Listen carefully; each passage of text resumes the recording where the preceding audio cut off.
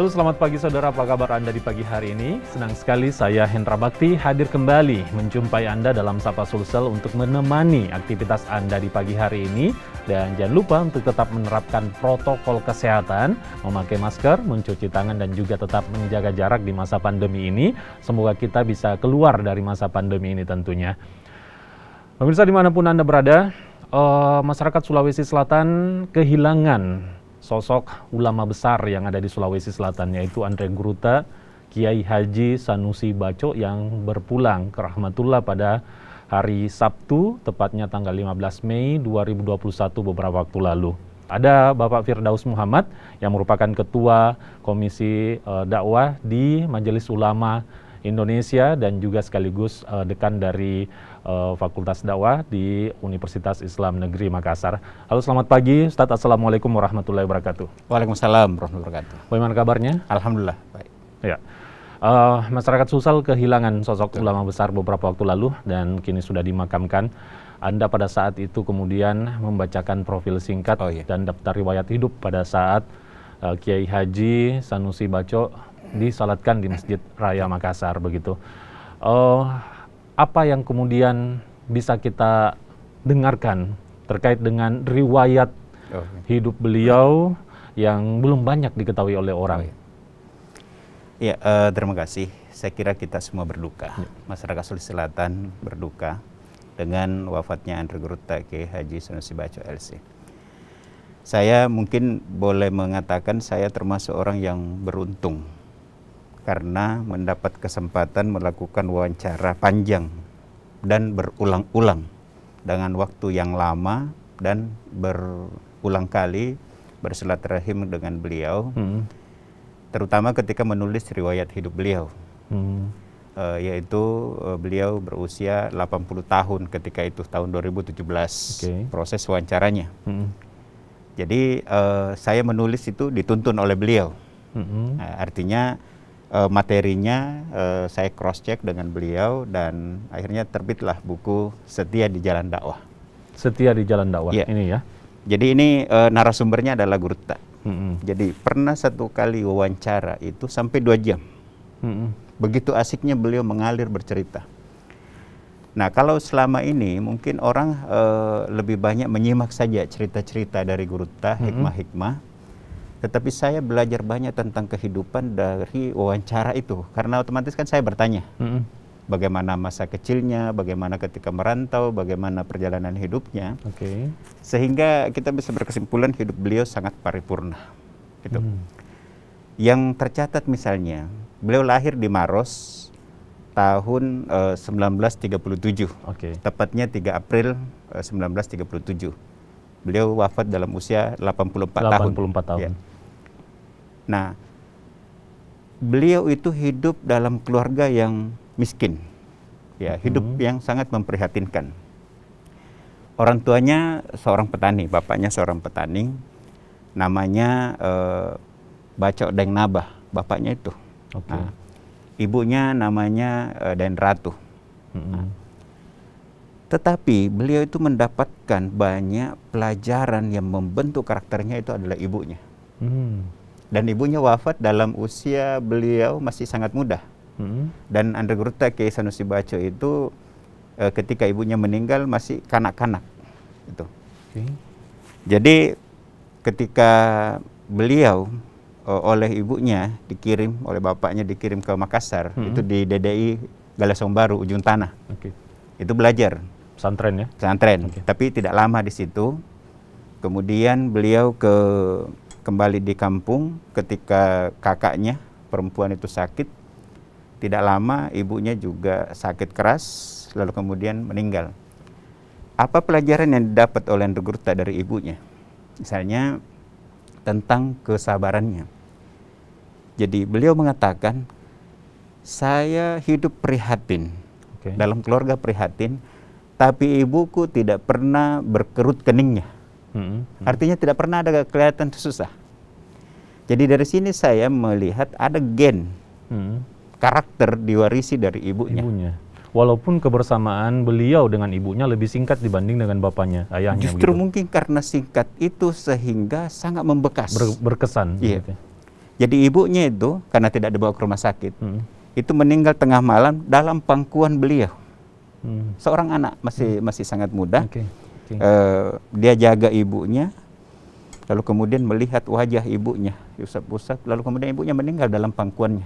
Itu pasti ini sebuah peristiwa yang sangat membekas bagi beliau. Nah, jadi saya kira dari bahasa itu kan di buku ini saya tulis kening ibu. Jadi kening ibu ini tidak pernah berkerut. Padahal masalahnya sangat besar. Karena hidup prihatin di masa masih penjajahan tahun 37. Dengan hidup prihatin itu ibunya tidak pernah memperlihatkan sedikit pun kesusahan. Pelajaran kedua dari ibunya, suatu waktu Gurutta ini anak-anak pergi memancing ikan dan berhasil mendapatkan ikan. Dengan kegirangan sangat gembira, ya, beliau sangat gembira. Itu kemudian minta ibunya untuk dibersihkan segala macam. Lalu kemudian itu dijemur. Kan ada dijemur tapi tidak sampai kering. Jadi harapannya sangat besar bahwa kita akan makan enak, makan ikan. Tapi tiba-tiba ada tamu.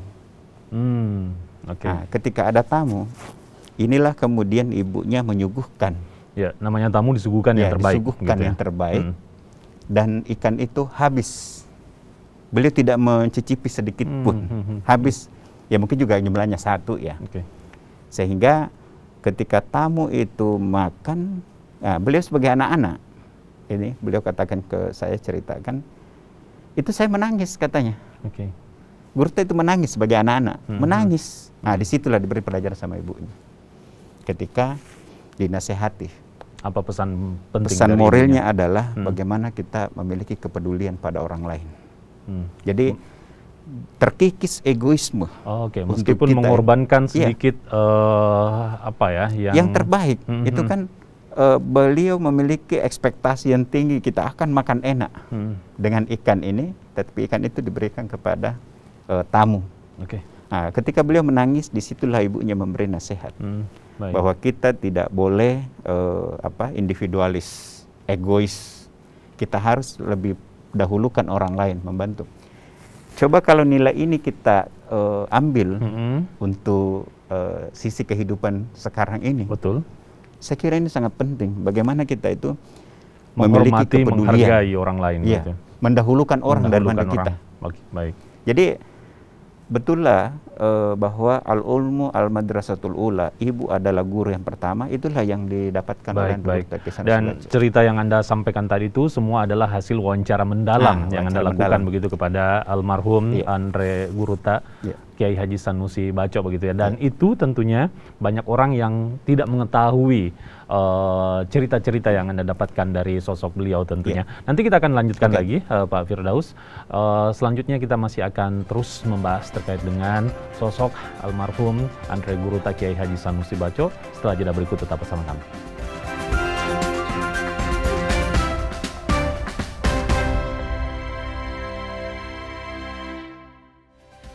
Terima kasih Anda masih bersama kami. Kami menyempatkan atau mendedikasikan Sapa Sulsel kali ini untuk seluruh pecinta ataupun orang-orang yang kemudian sangat mencintai sosok Andre Gurutta Sanusi Baco yang telah berpulang ke rahmatullah pada hari Sabtu 15 Mei 2021. Tadi Bapak Firdaus Muhammad yang merupakan Ketua Komisi Dakwah MUI dan juga Dekan Fakultas Dakwah UIN Alauddin sudah menjelaskan terkait sedikit riwayat hidup yang tidak banyak orang tahu, dan itu menjadi sebuah kebanggaan bagi Anda karena Anda bisa menggali itu bersama langsung Andre Gurutta Sanusi Baco. Nah, cerita lain yang perlu diketahui tentunya, sosok beliau ini kan memiliki ilmu yang begitu mendalam tentang keislaman. Petua-petua yang ia sampaikan itu kadang selalu ditunggu-tunggu oleh orang-orang. Cara berbicaranya yang begitu menyejukkan hati, seakan-akan membuat orang mendengarkan saja kemudian akan tersadar begitu. Tapi ada nggak sih informasi yang bisa Anda sampaikan? Sosok ilmu-ilmu keagamaan yang didapatkan oleh Andre Gurutta ini itu ia tempuh di mana saja dan kapan kemudian ilmu keagamaan itu tumbuh dari diri Andre Guruta begitu, Pak Firdaus? Yang saya tahu itu bahwa beliau itu selama 8 tahun di pesantren Darud Dakwah Wal Irsyad Mangkoso. Itu. Jadi selama 8 tahun itu bersama dengan 2 ulama besar, yaitu Andre Guruta Kiai Haji Abdurrahman Ambo Dalle Allahyarham dengan Andre Guruta Kiai Haji Amri Said. Andre Guruta Kiai Haji Amri Said ini adalah pembina pesantren Mangkoso bersama dengan Guruta Ambo Dalle. Andre Guruta Kiai Haji Amri Said ini adalah orang tua dari Guruta Kiai Haji Farid Wajdi. Nah, pengalaman selama 8 tahun di Mangkoso menurut beliau itu sangat mewarnai cara berpikirnya, karakternya. Jadi sekolahnya beliau itu adalah yang pertama ibunya, yang kedua di DDI. DDI lah yang membentuk genealogi keilmuan dan karakter keulamaannya. 8 tahun ya tempuh. Selama 8 tahun. Artinya kan itu masa pembentukan. Kita kan anak muda ya, orang sekolahan dari sanawiyah, aliyah, di usia-usia seperti itu tentu ada proses mencari jati diri. Lalu kemudian menemukanlah sosok itu pada kedua ulama besar ini. Misalnya beliau ketika di Mangkoso itu memang beliau sebagai tukang azan. Jadi Andre Guruta Kiai Haji Amri Said tidak pernah tidak memimpin sholat berjamaah. Dan Andre Guruta Kiai Sanusi Baco ini adalah tukang azan selama 8 tahun di Mangkoso. Jadi kan orang kalau sekolah itu kan hanya 3 tahun, 1 tingkatan, ya, betul. Tambah lagi 3 tahun berikutnya. Mengapa Andre Guruta sampai 8 tahun? Saya tidak menanya kenapa sampai 8 tahun karena seharusnya 6 tahun. Besar kemungkinan itu ada masa untuk pengabdian atau biasanya kan di pesantren memang itu ada tingkatan untuk pembekalan. Baik. Jadi untuk sebelum masuk ke tingkatan berikutnya dia dulu dibekali. Yang jelas Guruta itu menghitung 8 tahun di Mangkoso dan menurut Andre Guruta Kiai Haji Farid Wajdi bahwa beliau itu merupakan titisan dari Andre Guruta Kiai Haji Abdurrahman Ambo Dalle dalam hal karakternya, bicaranya. Guruta tidak pernah berkonflik. Itu kalau bicara selalu kesejukan. Hal yang sama disampaikan oleh pimpinan DDI Andre Guruta Kiai Haji Samsul Bahri. Itu mengatakan bahwa dakwahnya beliau itu dakwah amar ma'ruf. Dakwah itu kan amar ma'ruf nahi mungkar. Tapi Guruta itu lebih masuk pada wilayah amar ma'ruf. Bagaimana orang sholat, bagaimana orang puasa, bagaimana orang memperbaiki ibadahnya. Tidak masuk dalam wilayah nahi mungkar yang dominan. Tidak. Jadi bukan berarti tidak mendakwahkan nahi mungkar. Judi itu haram misalnya. Riba itu haram, tapi Guruta itu lebih banyak dakwahnya menyejukkan karena memang amar ma'ruf, selalu menyuruh orang melakukan kebaikan. Apa tujuan besar dari karakter mendakwah yang ia pilih menyebarkan amar ma'ruf begitu? Ya itu karena beliau mencontoh dari gaya dakwahnya Andre Guruta Kiai Haji Abdurrahman Ambo Dalle. Jadi selalu sebagian orang bisa melihat sosok Andre Guruta Ambo Dalle ini ada di dalam diri sosok Andre Guruta Sanusi Baco. Itu menurut Andre Guruta Kiai Haji Farid Wajdi.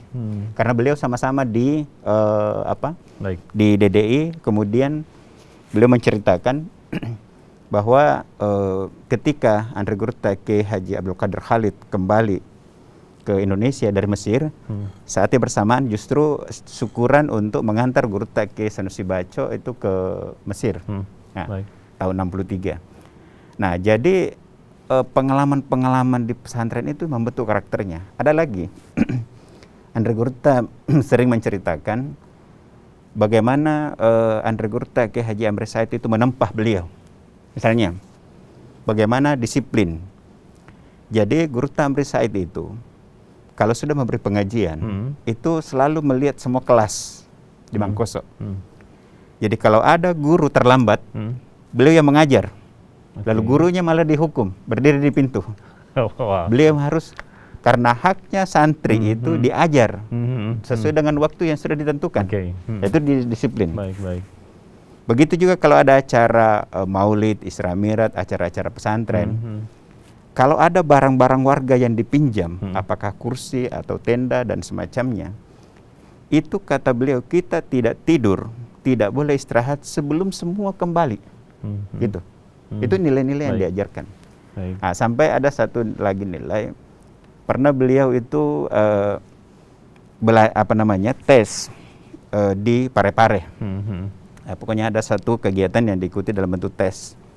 Lalu kemudian Gurta menghadap kembali ke Mangkoso dan ditanya, bagaimana tesnya? Bilang, berat, Pung. Nah, itu materinya berat. Lalu disitulah Gurta Ki Haji Amri Said berpesan, mengatakan, memang tidak mudah menjadi pemimpin. Itu memang tidak mudah menjadi pemimpin. Itu sering diulang-ulang oleh Andre Gurta Ki Haji Sanusi Baco ketika bercerita ke kita bahwa untuk menjadi pemimpin itu memang tidak mudah, harus ada proses seleksi. Gitu. Jadi sekalipun Gurta ini sampai ke Mesir, lalu kemudian berkiprah di umat, tapi yang sangat mewarnai itu adalah Andre Gurta Ki Haji Abdurrahman Bodalle, Andre Gurta Ki Amri Said, dan ulama-ulama yang lain. Dalam hal ini pendidikan pesantren DDI itu sangat membekas di Mangkoso begitu ya, itu sangat dan tentu di Mesir ya, mempengaruhi ilmu keagamaan dari Andre Gurta Sanusi Baco begitu ya. Andre Gurta ini juga dikenal sebagai sosok ulama yang karismatik begitu ya. Menurut Anda pribadi, apa yang membuat Andre Gurta ini begitu karismatik di hadapan para umat begitu? Beliau mengatakan, ilmu saya, ini Gurta Ki Sanusi Baco mengatakan, ilmu saya 50% dari buku, 50%-nya dari keteladanan ulama. Jadi teladan ibunya, teladan Andre Gurta Ki Haji Abdurrahman Bodalle, Allahyarham, guru-gurunya Andre Gurta Ki Haji Amri Said, Andre Gurta Ki Haji Yunus Maratan, dan ulama-ulama lain. Beliau katakan, saya belajar dari akhlaknya para ulama. Itulah yang kemudian membentuk diri dari seorang Andre Gurta Sanusi Baco. Dan saya kira itulah aspek yang menjadi karismatik, termasuk dalam hal penampilan. Dua hal yang sangat menyatu dengan Gurta. Pertama, soal pakaian. Pernahkah kita melihat Gurta itu berpakaian tidak sopan ketika menerima tamu di rumahnya sekalipun? Sepertinya tidak pernah begitu ya. Jadi Gurta itu selalu pakai jas, minimal baju yang lengan walaupun tamunya mungkin seorang yang biasa begitu. Nah, tamu pun sama perlakuannya, apakah anak-anak, orang dewasa, artinya bicara sesuai dengan dunianya. Kalau anak-anak disapanya dengan anak-anak. Baik Pak Firdaus, sungguh banyak hal-hal yang baik yang menjadi keteladanan yang patut kita contoh dari sosok Andre Gurta Sanusi Baco ini tentunya ya. Semoga ini meninggalkan ilmu-ilmu seperti itu dan diterapkan kepada seluruh orang yang mencintai sosok beliau begitu. Jadi saya hanya ingin mempertegas soal bagaimana Gurta itu bicara selalu menyejukkan, menyenangkan karena selalu dengan senyum. Yang kemudian kedua, penampilan. Istiqamah dalam penampilan yang sangat rapi. Selalu ramah, tersenyum, dan penampilan yang semua orang merasakan hal yang sama. Masih ada satu segmen lagi, kita akan lanjutkan setelah jeda berikut ini. Tetap bersama kami di Sapa Sulsel.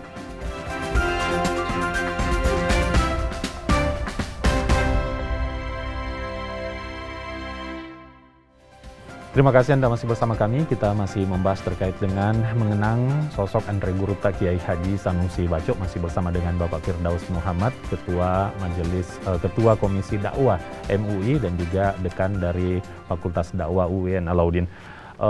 Pak Firdaus, sosok Andre Gurta Kiai Haji Sanusi Baco telah tiada, telah meninggalkan kita semua begitu.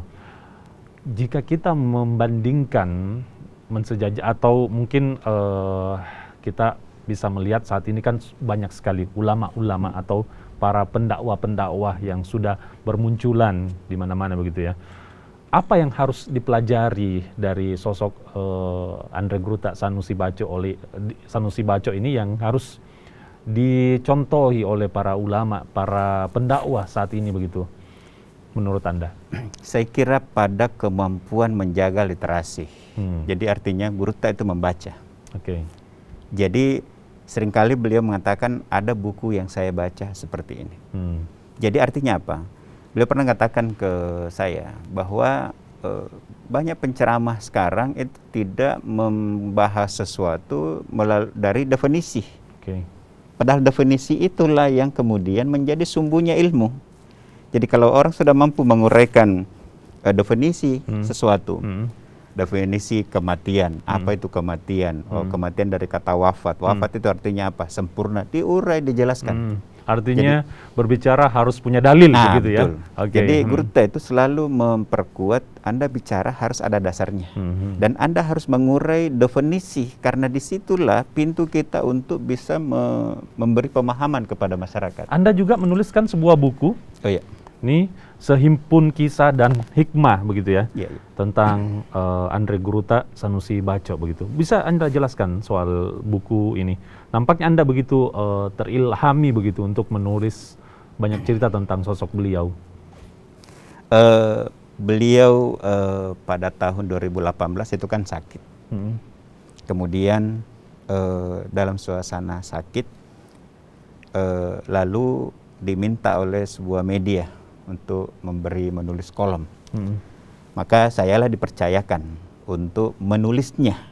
Tetapi ucapan dari Gurutta. Jadi saya hanya pekerjaannya merekam. Lalu kemudian translate dan mengirim ke media. Jadi kadang satu pertemuan itu saya ambil 3 topik. Itu. Jadi Gurutta bercerita, saya kemudian menuliskan.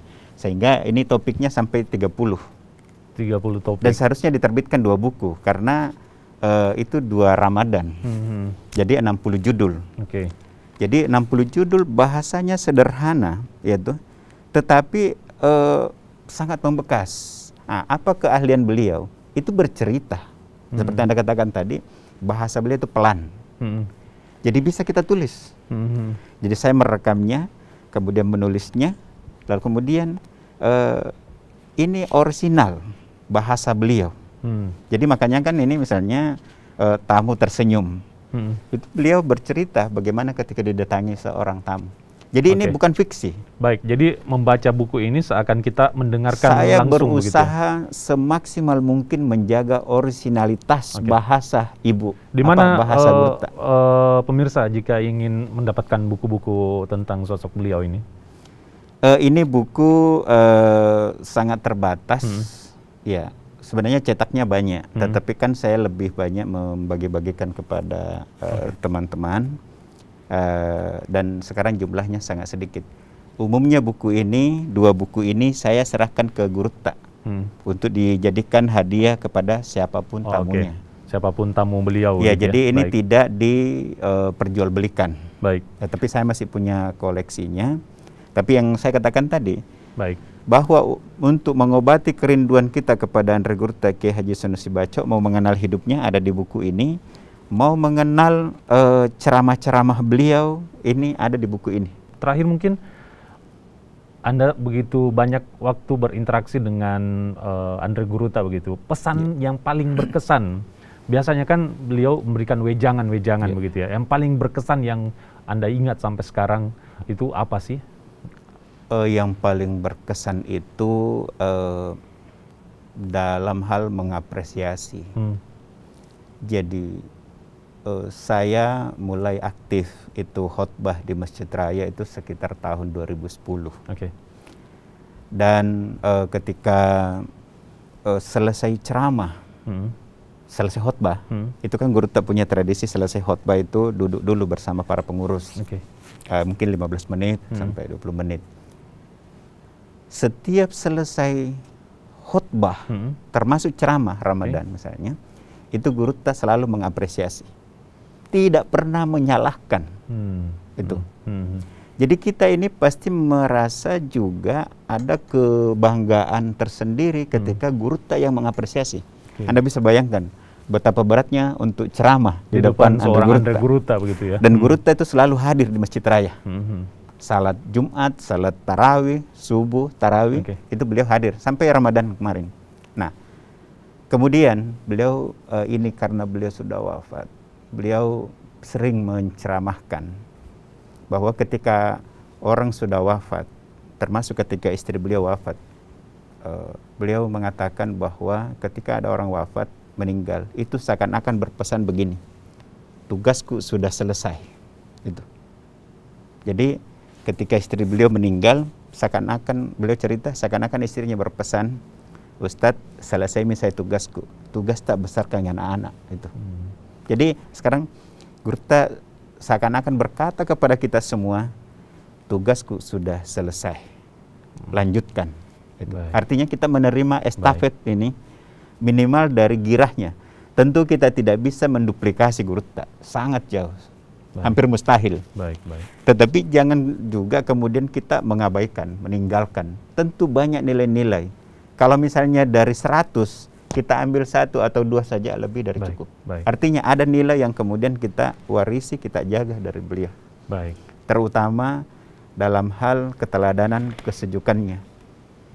Tidak pernah marah dan selalu tersenyum. Senyumnya itu saya kira sangat membekas. Anda berkaca-kaca, memang sebuah kesedihan begitu besar begitu ya, dirasakan oleh orang-orang yang kehilangan dengan sosok beliau begitu ya. Dan kita berharap semoga almarhum Andre Gruta Sanusi Baco mendapatkan tempat yang indah di sisi Allah Subhanahu wa Ta'ala. Keluarga yang ditinggalkan dapatkan kesabaran, diberi kesabaran, dan juga seluruh pecinta atau orang-orang yang sangat suka dan senang kepada beliau juga bisa meneladani bagaimana kehidupan beliau begitu selama ini.